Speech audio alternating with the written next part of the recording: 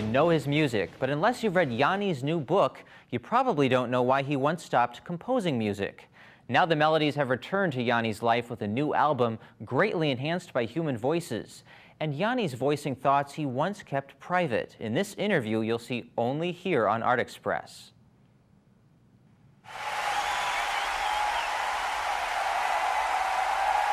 This Greek-born American resident once nearly said goodbye forever to millions of fans. But now he's welcoming his public back to concert halls and bookstores. He's going public, too, about his private life. How long have you been here? 2 hours. 2 hours. People will wait for hours to meet the composer. I'm very honored to meet you. And get his signature on an autobiography they've been waiting for years. I felt it was the right time. I had taken 5 years out from my career. I had plenty of time for introspection and retrospection. Readers will learn how Yanni Chrysamanis was raised in Greece, where he broke a national swimming record at the age of 14. While the water beckoned him, the call of music was also strong. Music was a passion in the family, and people played guitar and they sang, and we watched it as kids, and we wanted to imitate Mom and Dad a lot. I started writing music when I was a teenager. I didn't understand why, but whenever I sat to play an instrument, whether it was the piano or the guitar, I just improvised. I'd like to play other things. I didn't just want to play things I heard on the radio or was popular at the time. I never understood what that was, but that was the beginning of the development of the creative process later on. The book reveals his musical shorthand, an alternative to note reading he created himself. The text also details his move to America in 1972 to study psychology in Minneapolis. That's also where he played keyboards in a rock band before selling more than 10 million albums under his own name, his first name. The name of the book? Yanni, in words. I think it'll give them a more complete picture into the human being and what makes me tick, and the battles that I have fought to get my music heard around the world, and how much fun I had with it too.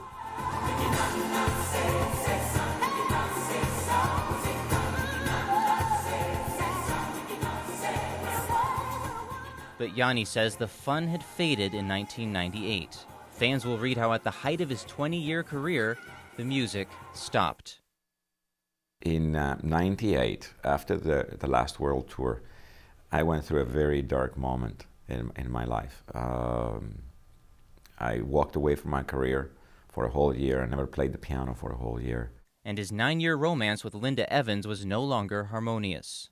He says her support and media savvy had helped him advance as a performing artist. What did Linda Evans mean to you? This is critical in my development, essential for, of course, my success in my career. But she's still is a great confidant, one of my best friends. I trust her completely, and I attribute a lot of my success to her. And your autobiography does deal with the end of the relationship? Well, it was a very painful period in my life, because at the end of the last world tour, I really burned out. And as you burn out, you go into depression. And during the last 6 months, our relationship was really strained. And we decided to separate. And I think mainly because of me neglecting her. I got so consumed by what I was doing.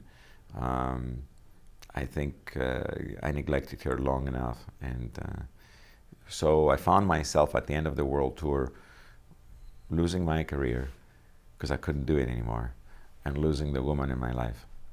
I was very lost. What healed you? One of the most important things that I did was I ran away. I went home to Greece, and I hang out with my mom and dad. I spent a couple of months there. I simplified my life, walked away from the career, walked away from all the high stress and the high speed, and simplified completely, and that was the beginning. That gave me the first reduction in the pain that I was experiencing at the time. After that, I traveled extensively around the world, and I took myself out of being in the focus. I've been in the center of attention now for 20 years, and it was kind of nice to forget Yanni and get away from the career and all the fuss everybody was making about me. And that was another factor in my healing process. Eventually, Yanni focused on his career again. He built his own studio in Florida, near the ocean. In late 1999, music flowed back into his life.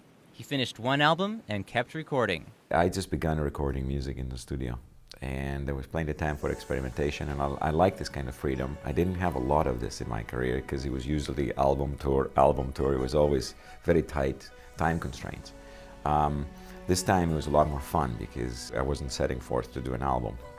And as I began experimenting and having fun, just all of a sudden an album emerged and it took shape.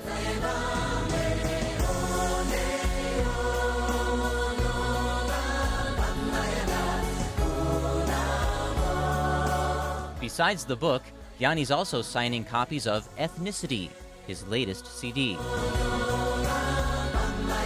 There's a lot of ethnic elements in it. The rhythms tend to be dominant.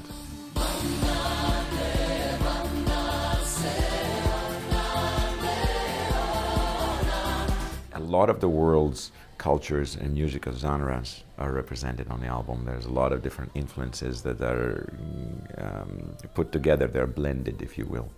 And I think that's why the title Ethnicity, I think, is very appropriate. He didn't make the album as a political statement, but Yanni says recent world events did impact the sound. It affects me, it affects the music. You know, it's really painful to watch. To see that in the final analysis, when all is said and done, we still settle our differences by killing each other.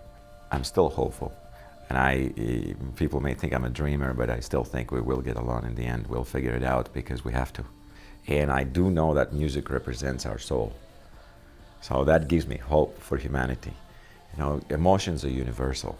The feelings that a Chinese grandpa has for his grandson are the same as an American counterpart. In my music, I describe emotions. I think that's why it connects with people all over the world. Yanni has performed all over the world. He was the first person to hold a major concert at the Taj Mahal in India, and the first Western artist to perform at the Forbidden City in China. And this year, he says he's enjoying the public exposure. It's always amazing to come in contact with the fans and hear their stories, and they all want to tell me little things about how my music affects them. And when you look into their eyes, it's one thing to read a letter, it's another thing to see somebody's eyes and when they're telling you their story. And I think the fans heal me also. You know, they tell me I give them a lot, but I get a lot from them. And sometimes I think they give me more back than I give them. After he'd let his creativity shut down for a while, Yanni says he's glad the music is lifting him up once again. When you come out of a dark period like that and emerge free, and you start enjoying life again, and you feel like coming back and working in your career and put a band together as magnificent as the band I'm working with right now, I think that's cause for celebration.